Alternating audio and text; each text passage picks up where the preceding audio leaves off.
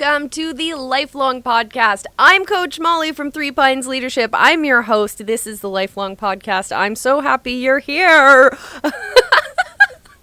One day I'll figure out a better intro, I promise. Until then, though, we're sticking to this. But let me know. Connect with me on social media. Twitter at Coach Molly, on Instagram at Three Pines Leadership. Let me know what I should say in my intro if you have suggestions. I haven't figured that one out. This is the Lifelong Podcast, available on all of your favorite podcast platforms. And if you like video, find us on YouTube at Three Pines Leadership. All right, everyone, enough with this. It's time to actually get into what we're going to talk about this episode. I want to introduce you to another speaker. But have you ever worked with someone who you're like, oh, this person's really cool. I really enjoy working with this person. They're really good at their job. We get along great in a work relationship. But really you have no idea about what goes on outside of work. Well, this is what happened to me. So I've worked with this person for years, and we connect. We don't work in the same building, but we work for the same kind of organization. We work on the same kinds of projects together, but we're connected only virtually, and not like video virtually, literally like an email here and there kind of thing. And I've always wondered, how can I get to know this person more? How can I get to know this person better? Because every time I'm in the same room as this person, I feel lifted up. I feel energized. So I know there's something there. And every time I talk to this person about things that aren't work related, I feel inspired to change the world. And every time I talk to this person about work related things, I know that we can get there. I know that we can change the world. So I want to introduce you to another amazing speaker that came by the Mindset and Impact Virtual Summit. Oh, so this woman I worked with her, and I connected to her. I had this feeling while I was working on the summit. I had this feeling inside of me that said I just needed to reach out and connect with her. Just tell her this crazy idea I was having, this wild project I was working on, and see if it resonates with her. And it definitely did.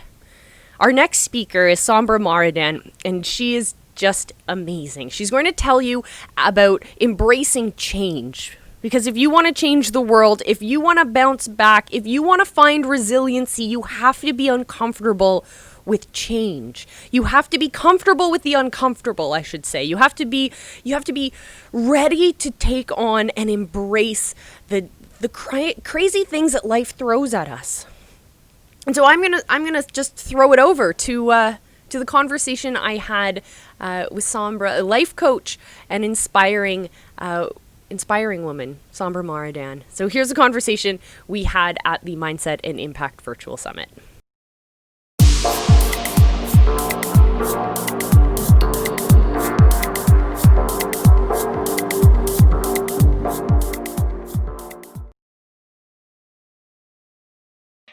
Well, I hope I did copy, but again, people can rewind. That's the beauty about watching replays and doing all of that. Exactly.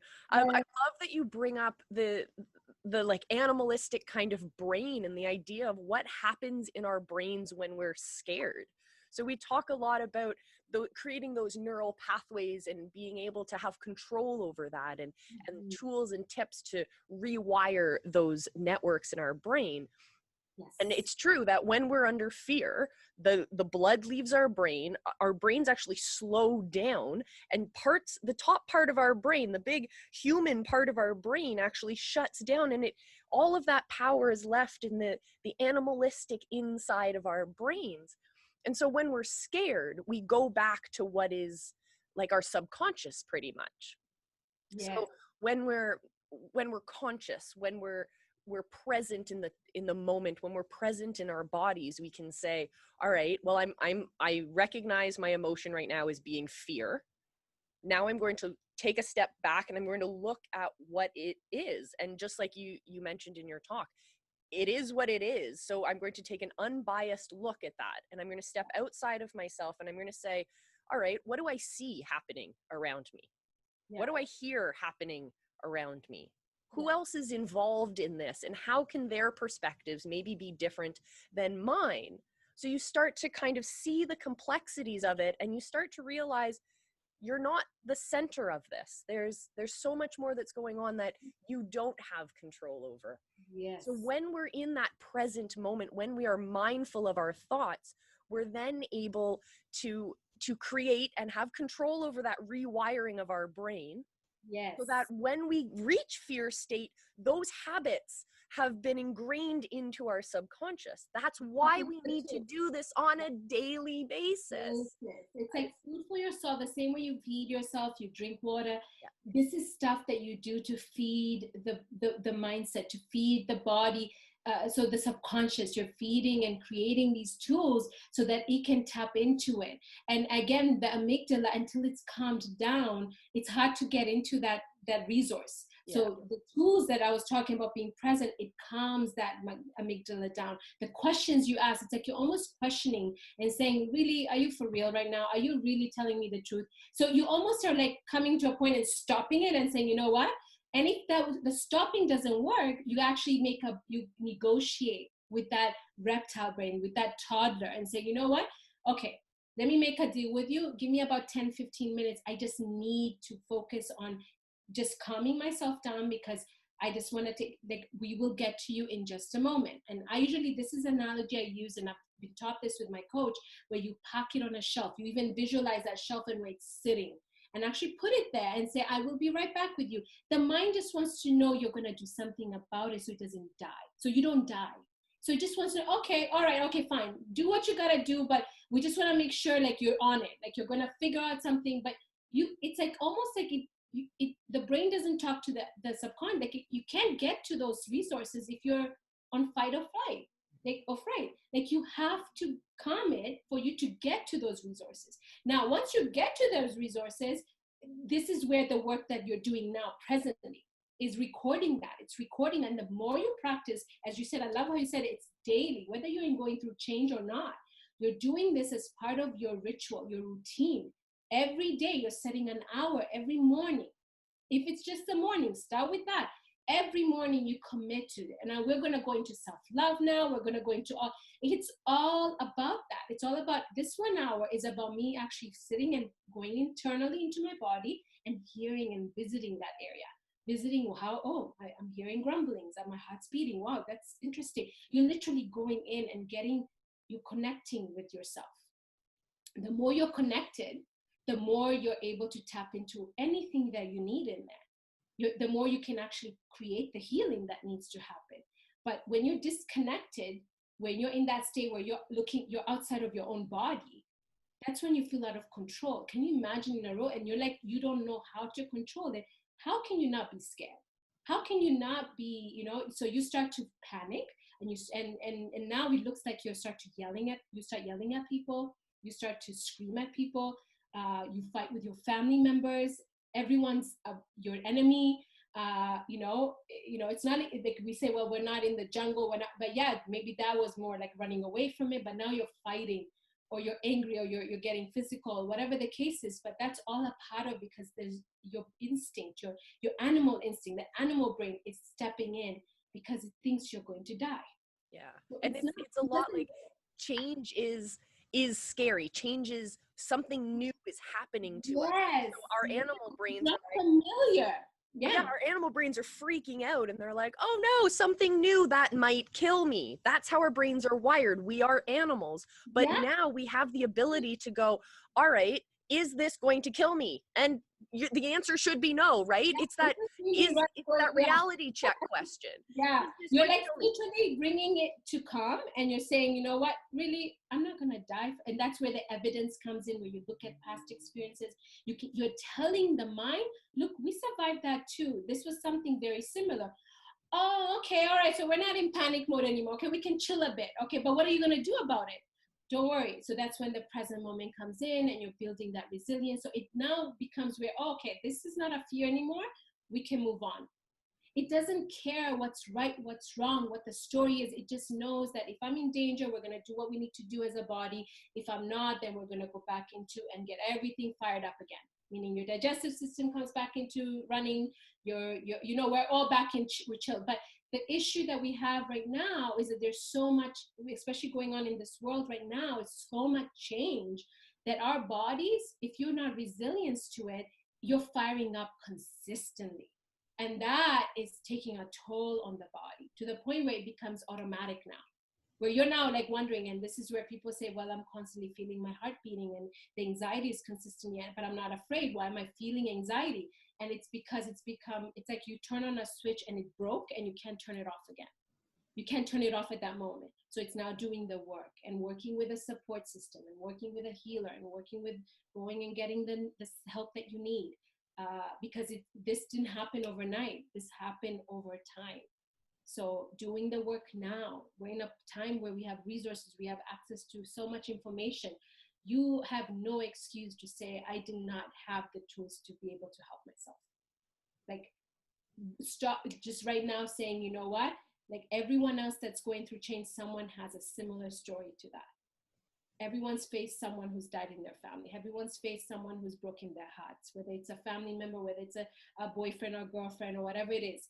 Everyone's faced something because that's part of human nature, because that's how we learn and we build tools. These are on purpose.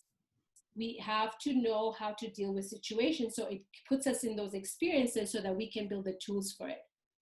Do you see how you've embraced that change where, you know what, even if I'm in it, not that you want to attract more of that, oh, I need more tools. No, it's anytime you go through it, you have the tools to be able to survive. So if you do go through it, you will get out of it. And preparing your mindset ahead of time. Saying, I am going to be supported no matter what, because I have the tools and the resilience to deal with it. It feels scary that, oh my God, what if this happens? But then you stop that and say, cancel, cancel, cancel. And then you stay present and you go, oh, beautiful trees, beautiful weather. Oh my goodness, I feel amazing. Because what's real is now.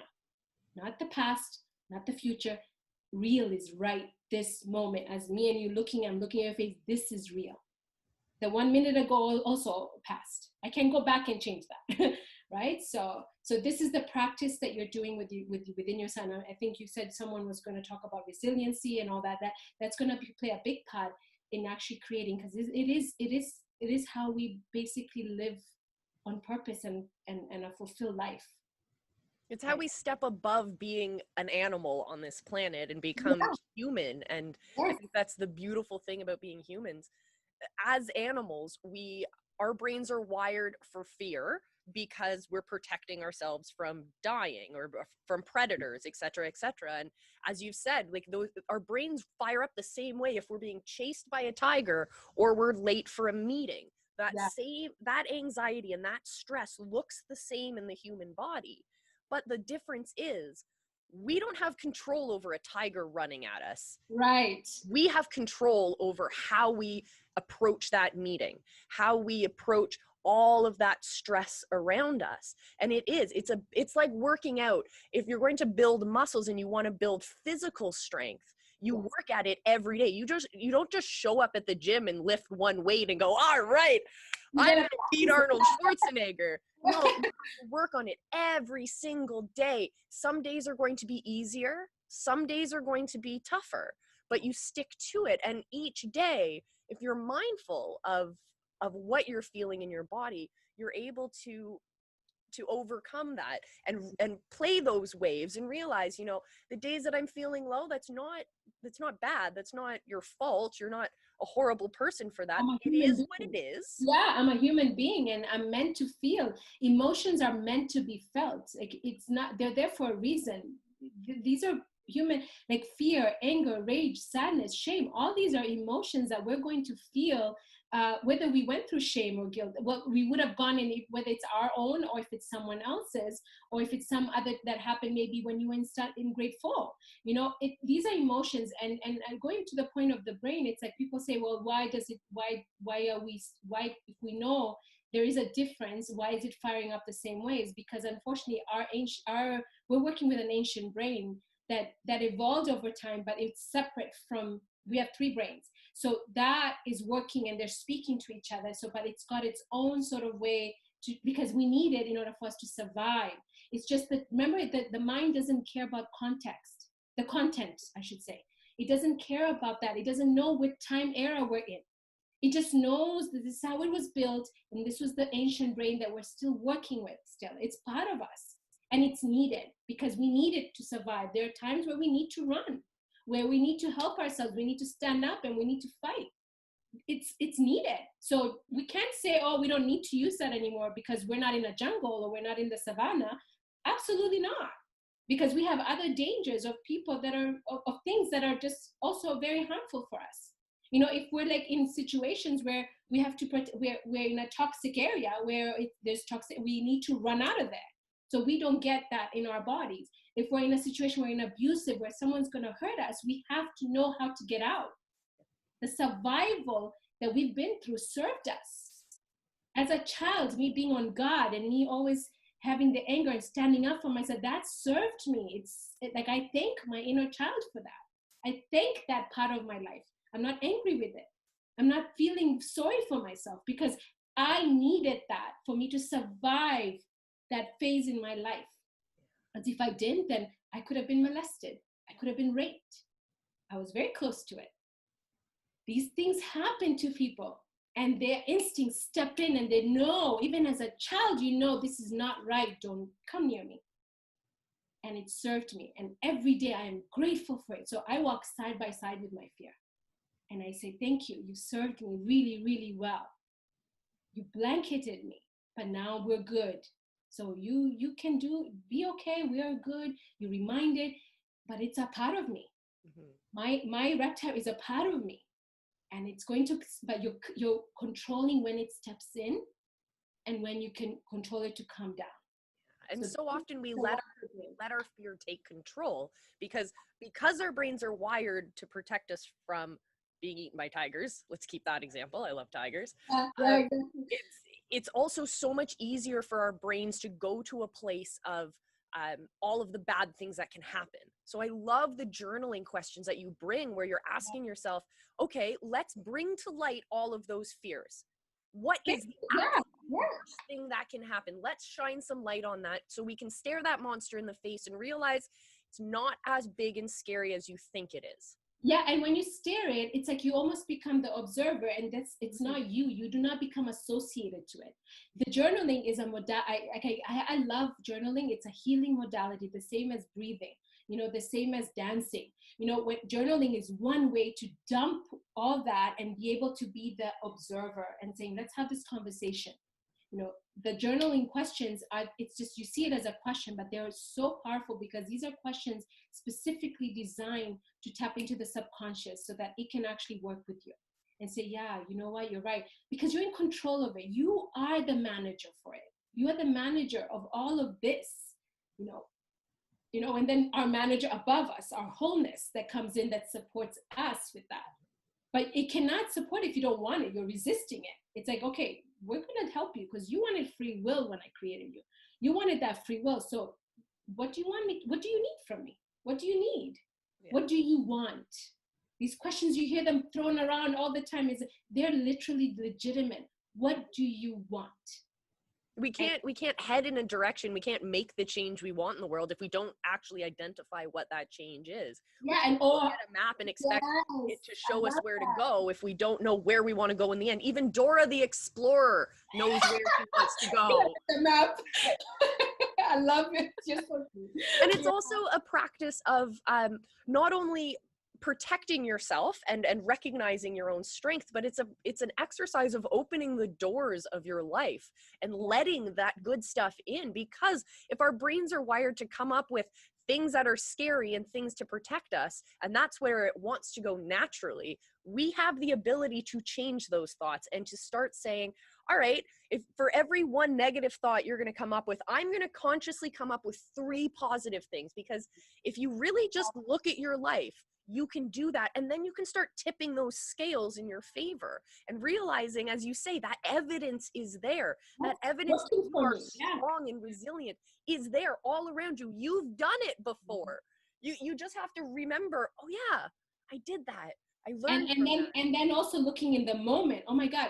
Okay. So even like with everything that's happening, people losing their jobs now, with what's happening in the world, a lot of people being laid off. It's like, okay, so what's working for me? You know, like right now, there's, for the next month at least, I've got some sort of whatever back pay that's coming in. I know a solution. It's like really literally staying, okay, let me think about the next 2 weeks. And then we'll, as we go through, okay, now I can plan for the next two. It's like we go all the way to the end and we come, that's it, I'm going to die. Yeah. That's like, it's like, okay, let's step back, and the journaling, those questions coming out. Okay, what's working for me? What's the evidence that's happening right now for me? What's the fact? The fact is, okay, so the next, and then you put action plans with it. So you actually go, okay, so I have this, and I talked about tapping into your resources. Those are your action plans. So I'm going to call Unemployment Canada, look and see what I'm able to do. How much time do I have where they can support me? You know, I'm going to contact, you know, like a resource where, if you know, where I can start creating my resume.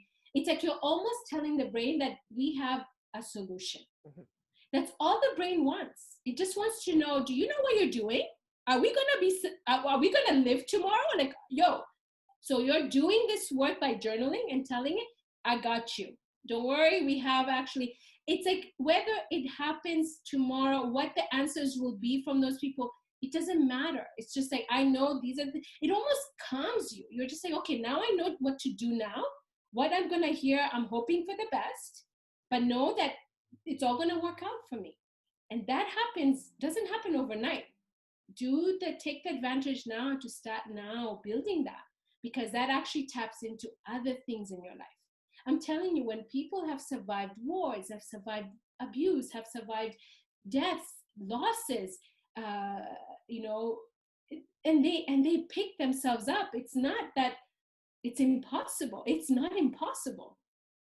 But when we stay in that state too long, where we're just like broken and there's no answers to it, that's where it becomes that's where suffering comes in, and the body doesn't care that you need that time to just, you know, it has to do what it needs to do in there. So right at the moment, your digestive system is shut, your blood is not flowing, it's actually like stagnant, you're getting inflammation, so you're doing more damage than good. So thinking about what are you doing to your body, and is it worth it? So you are entitled to feel what you need to feel, and then let's move now. Let's now pick ourselves up and move, and these tools will do that for you. Yeah, it's like recognizing in the moment that your body is feeling what it's feeling, your emotion is what it is, and taking that time to feel it, and then say thank you for, like, thank your body for giving you that emotion, because your emotion is insight. Yeah. And I love that you mentioned, you talk about resiliency as an emotion. And that way we can tap into it that way and go, you know what? I'm feeling strong today because I know I can overcome this. Yeah, look at that. Just a fleeting moment. Just having that time to go, thank you for having that emotion, and thank you for guiding me. Now it's my turn to move forward. Yeah. And if it feels so hard, call somebody. Yeah. Get the help you need. Get the support. Get the support, because it's out there for you, because sometimes you may need that helping hand, especially if it's new for you. I get support even till today. I have my own coach that works with me. And I'm talking coach for mindset, just to make sure that, because my life as it evolves, as I go through changes, it's painful. Fears are coming up, you know, whether I'm feeling vulnerable and limiting beliefs are coming up. Okay, I know these are all part of my own creation, but I don't know how. I need someone to make it make sense to me. Yeah.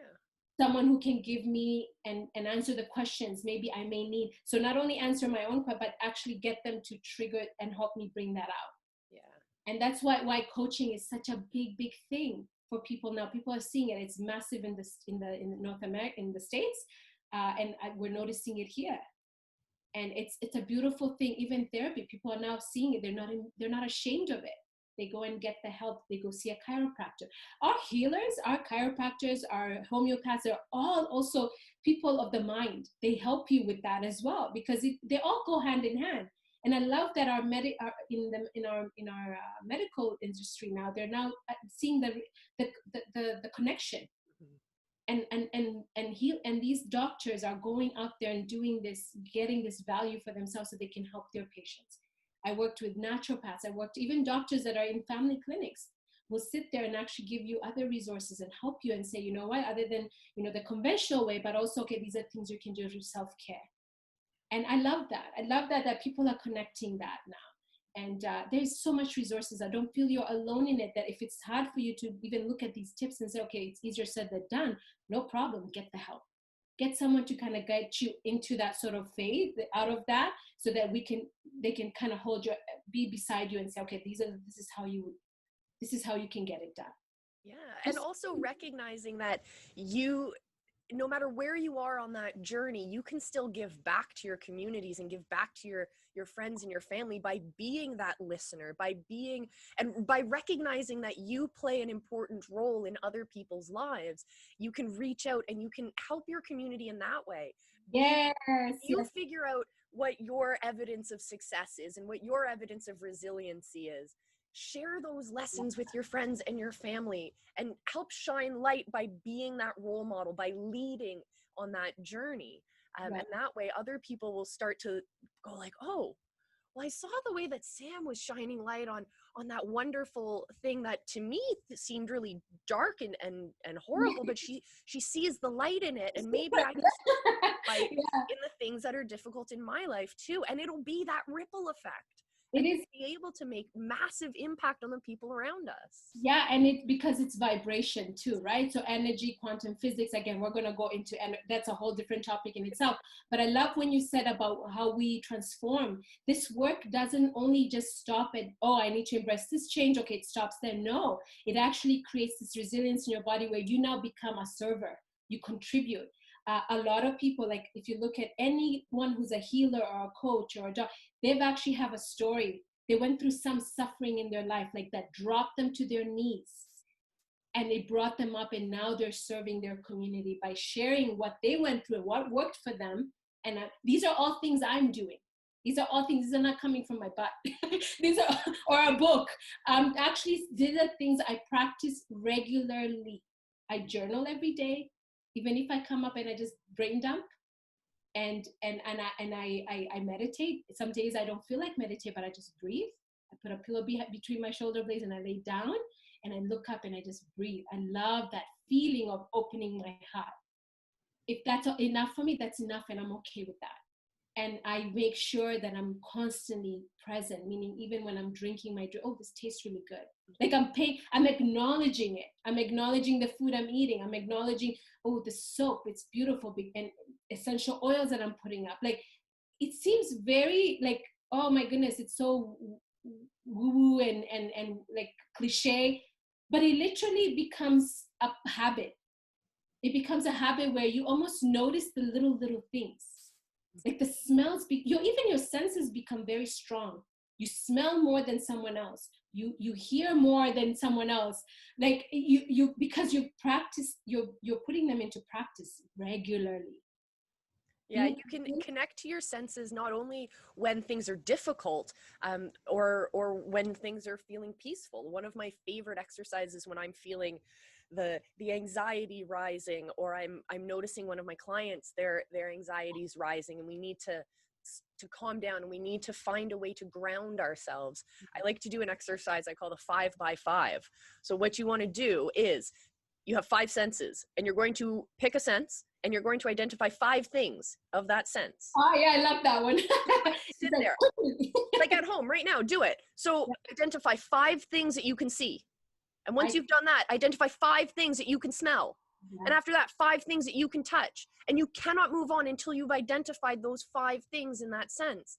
And that way you are present. You have one focus, and that is to find something in that category before you can move on. And by the time we've gone through that, even if it's just one cycle of 5 things that you can smell, by the time you've come to the end of that, it's that calming of your brain. It's that recognizing we are coming back to that, but I need to come back to that when my brain is fresh and ready, so that I can meet that challenge with the best of me, not with fear brain me. Yes, the brain of solution. Yes.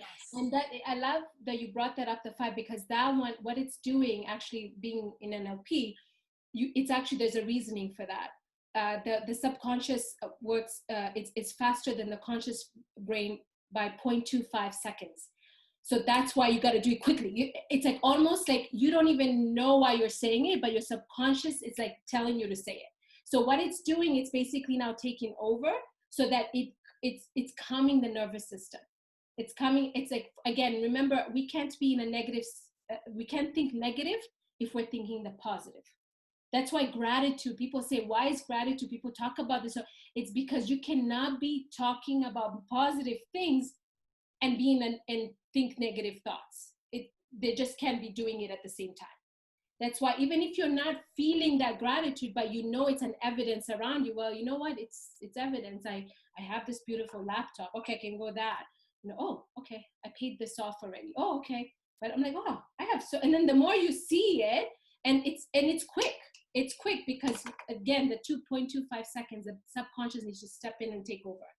Yeah, I was listening to a study recently that was talking about, it had to do with designer handbags. So it took these two groups of people, and one group had a ton of knowledge about designer handbags, and the other group had absolutely no knowledge of this whatsoever. Yeah. And they were given bags that they had to figure out within a certain amount of time whether or not they were real or fake. So with one test, people had 30 seconds.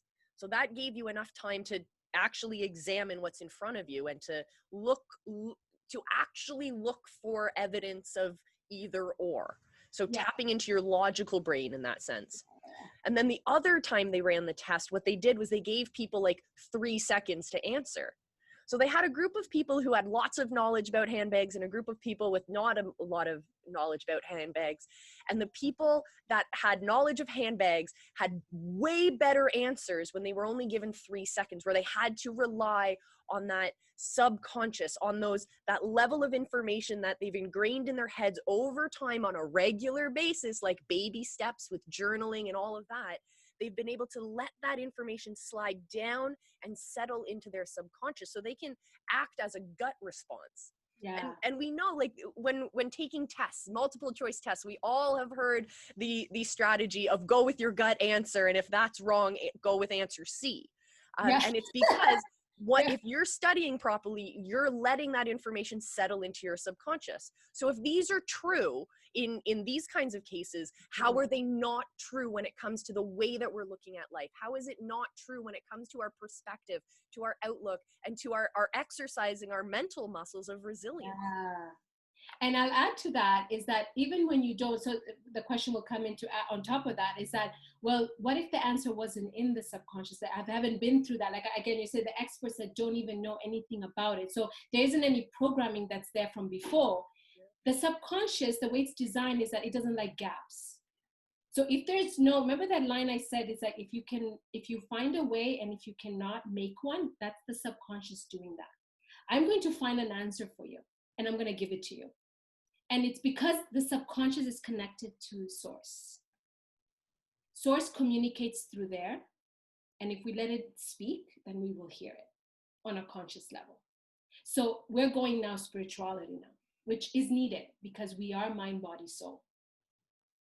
And even in psychology, we have Carl Jung, who used to talk about the collective unconscious, where just different language. Exactly, the knowledge is out there. Yeah, it's like I can talk and say spirituality. You can say psychology. You can say the source. You can call it whatever. It's just a different language you want to use that resonates with you. But the subconscious will find that it does not leave gaps. Which means that if you are going in there and trying to get answers in 3, but you don't actually have that in your filing system, it will actually put an answer in there. Yeah. And always that answer is coming from source. It's always coming from a higher power. So even if in the littlest things, you trust that. It's like, what's the first instinct that comes in? What's the answer that comes up? I've worked with women that I don't even need to tell them. They have the answers within themselves. And I just tell them, I want you to take these questions. I want you to journal on them. And then I want you to ask that question and meditate and do not come out of it until you get that answer. And in that you breathe. So you are quieting the conscious mind. You're breathing and you're allowing the breath to basically not have to interrupt the conscious thoughts, the thoughts that you've created from coming and interrupting that. But it becomes so easy, it becomes so natural where now, even when I ask When I'm in a state where I just don't have a solution, I will sit in meditation and I say, I need your guidance. And I I connect myself, and I say that I know my answer is in me. I know it's there. Please help me see it. Boom, it comes. And if it doesn't come instantly, I'll get it in a dream. That's where we call synchronicities. We notice synchronicities, we're getting answers. And it's amazing because you're now connected to source. You're connected to this wholeness, this universe we're part of. We're a piece of that puzzle. That puzzle is not full without you. And if you are in it and gelling with everyone, then you're going to get the answers you need. Again, we're not talking me or you, we're not talking from our butts. We've done this and we've practiced this, and we know that it's truth. Yeah. There's evidence in our lives that has shown that. You just have to allow it and embrace it, and embrace that change to know that it's going to work out for you. And final note on embracing change is when you embrace change, you are allowing yourself to build more tools in your toolbox. Absolutely. You cannot learn it or grow if you're not going to want to take that step. It's a way of coming out of your comfort zone, your box, and stepping out slowly. Now, whether some people run out, some people will take one step, it's all good. Whatever you feel is good for you. There's no right or wrong there. Oh, absolutely. Thank you so much for joining us.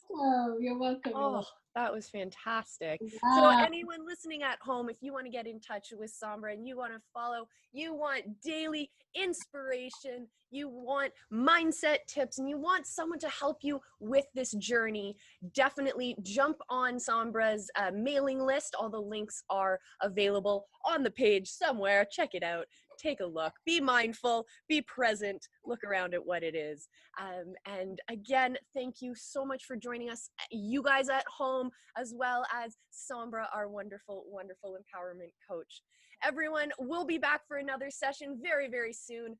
Tune in. We'll see you there. Until next time, you guys, remember, we love you, and be excellent to each other.